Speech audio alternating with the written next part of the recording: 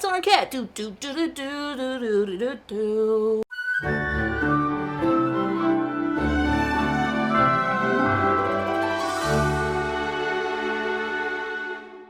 Welcome back to Every Disney Movie Ever. My name is Jess, and I'm watching Every Disney Movie Ever. Today I'm going to talk about That Darn Cat. That Darn Cat is a 1997 theatrical release. It is directed by Bob Spiers, cinematography by Jerzy Zielinski, editing by Roger Barton, music by Richard Gibbs, and it's written by Scott Alexander and Larry Karaszewski.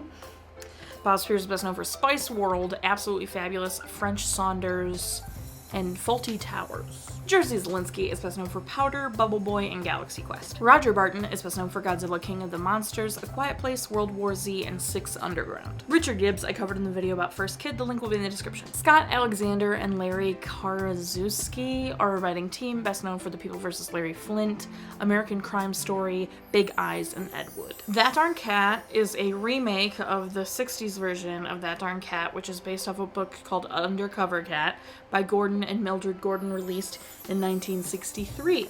Shall we compare?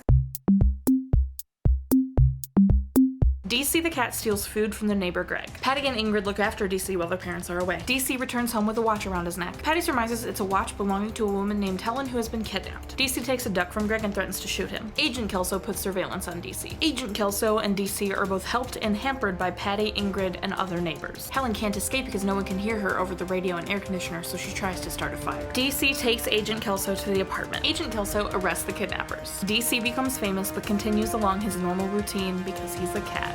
The end. I would say the original movie is a little bit more faithful to the book than this newer version because Greg isn't a thing in this version. Patty doesn't have a sister and really wants to leave Boston, and I think she's younger because I'm pretty sure Hayley Mills' character was a little bit older in the first one, in the original.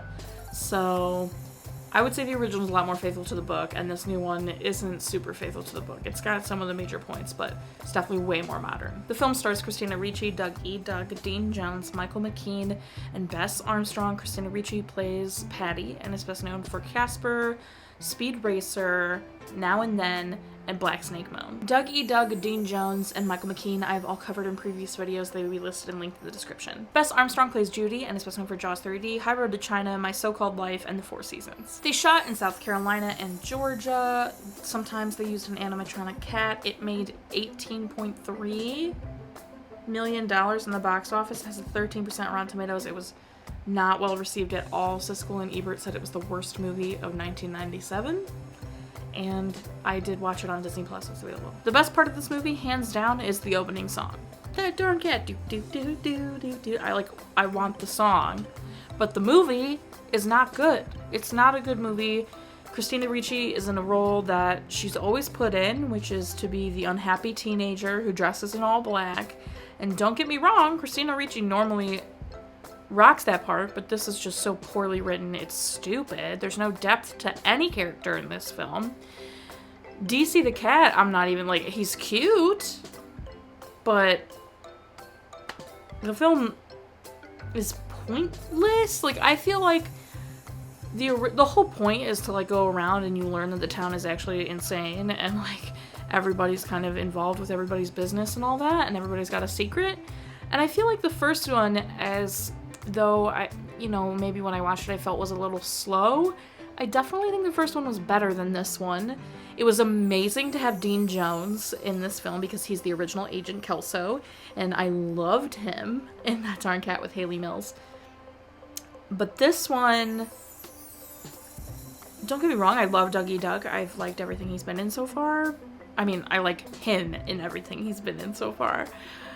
But this, he was just I don't know. I didn't mind that his character was a klutz. I feel like in normal circumstances that would have been okay. But it was just, I don't know. There was no point to anything that was happening. It was the most predictable film. If you didn't get that it was these two by the time this scene was happening, wow. It's very predictable. It's poorly written. It's bad. It's bad. It's not very good. I did enjoy it. I loved the opening song, and the cinematography wasn't too bad.